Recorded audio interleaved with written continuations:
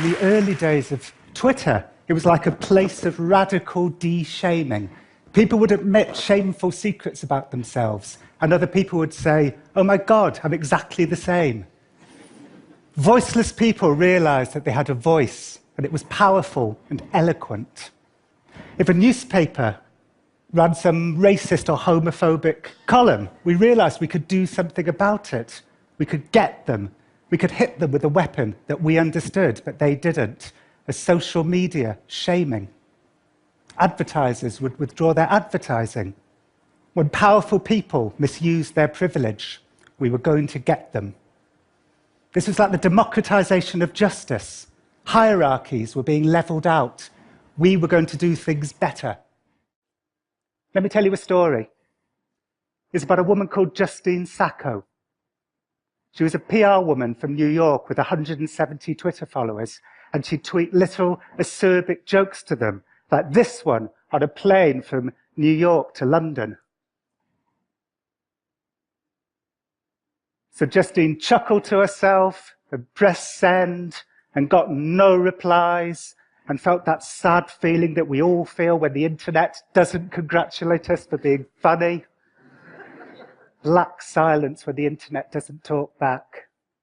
And then she got to Heathrow, and she had a little time to spare before her final leg, so she thought up another funny little acerbic joke. And she chuckled to herself, pressed send, got on the plane, got no replies, turned off her phone, fell asleep, woke up 11 hours later, turned on her phone while the plane was taxiing on the runway, and straight away there was a message from somebody that she hadn't spoken to since high school that said, "I am so sorry to see what's happening to you." And then another message from her best friend, "You need to call me right now. You are the worldwide #1 trending topic on Twitter." What had happened was that one of her 170 followers had sent the tweet to a Gawker journalist, and he retweeted it to his 15,000 followers. And then it was like a bolt of lightning. A few weeks later, I talked to the Gawker journalist. I emailed him and asked him how it felt, and he said it felt delicious. And then he said, "But I'm sure she's fine." But she wasn't fine, because while she slept, Twitter took control of her life and dismantled it piece by piece. First, there were the philanthropists.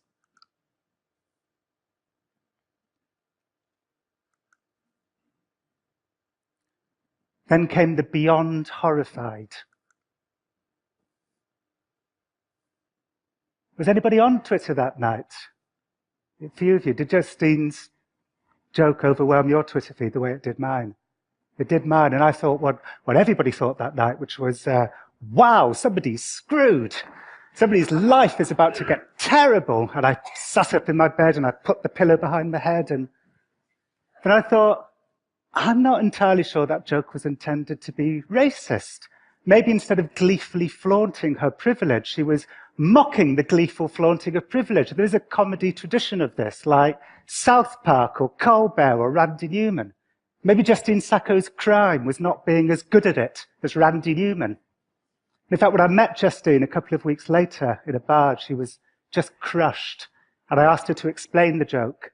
And she said, "Living in America puts us in a bit of a bubble when it comes to what is going on in the third world. I was making fun of that bubble."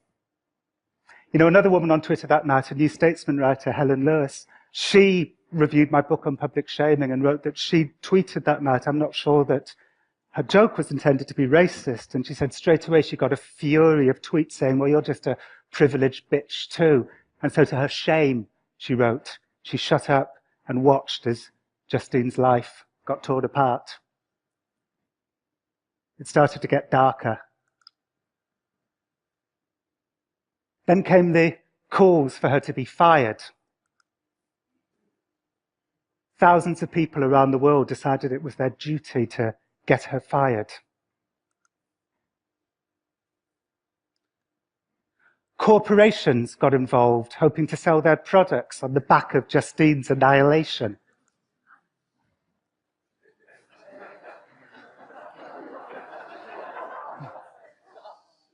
A lot of companies were making good money that night. You know, Justine's name was normally Googled 40 times a month. That month, between December the 20th and the end of December, her name was Googled 1,220,000 times. And one internet economist told me that that meant that Google made somewhere between $120,000 and $468,000 from Justine's annihilation. Whereas those of us doing the actual shaming, we got nothing. We were like unpaid shaming interns for Google. And then Justine's employers got involved. And that's when the anger turned to excitement.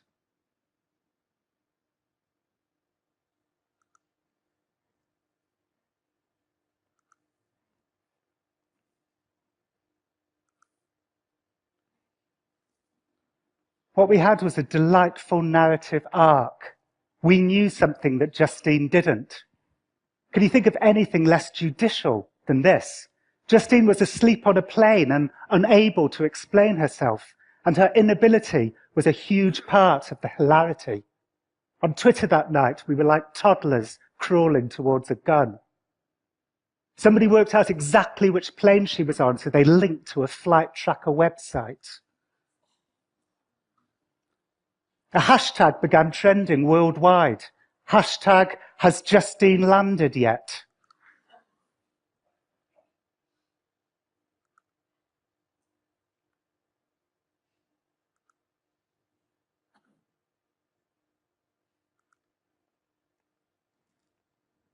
And guess what? Yes, there was. And if you want to know what it looks like to discover that you've just been torn to shreds because of a misconstrued liberal joke, not by trolls, but by nice people like us, this is what it looks like. So why did we do it? I think some people were genuinely upset, but I think for other people it's because Twitter is basically a mutual approval machine. We surround ourselves with people who feel the same way we do, and we approve each other, and that's a really good feeling. And if somebody gets in the way, we scream them out. And do you know what that's the opposite of? It's the opposite of democracy. We wanted to show that we cared about people dying of AIDS in Africa. Our desire to be seen to be compassionate is what led us to commit this profoundly uncompassionate act. As Megan O'Geeblin wrote in the Boston Review, this isn't social justice. It's a cathartic alternative. For the past 3 years, I've been going around the world meeting people like Justine Sacco, and believe me, there's a lot of people like Justine Sacco. There's more every day. And we want to think they're fine, but they're not fine. The people I met were mangled. They talked to me about depression and anxiety and insomnia and suicidal thoughts. One woman I talked to, who also told a joke that landed badly, she stayed home for 1.5 years. Before that, she worked with adults with learning difficulties and was apparently really good at her job. Justine was fired, of course, because social media demanded it. But it was worse than that. She was losing herself. She was waking up in the middle of the night, forgetting who she was. She was got because she was perceived to have misused her privilege. And of course, that's a much better thing to get people for than the things we used to get people for, like having children out of wedlock. But the phrase misuse of privilege is becoming a free pass to tear apart pretty much anybody we choose to. It's becoming a devalued term, and it's making us lose our capacity for empathy and for distinguishing between serious and unserious transgressions. Justine had 170 Twitter followers, and so to make it work, she had to be fictionalized. Word got around that she was the daughter of the mining billionaire Desmond Sacco. I thought that was true about Justine until I met her at a bar and I asked her about her billionaire father, and she said, "My father sells carpets." And I think back on the early days of Twitter, when people would admit shameful secrets about themselves, and other people would say, "Oh my God, I'm exactly the same." These days, the hunt is on for people's shameful secrets. You can lead a good, ethical life, but some bad phraseology in a tweet can overwhelm it all, become a clue to your secret inner evil.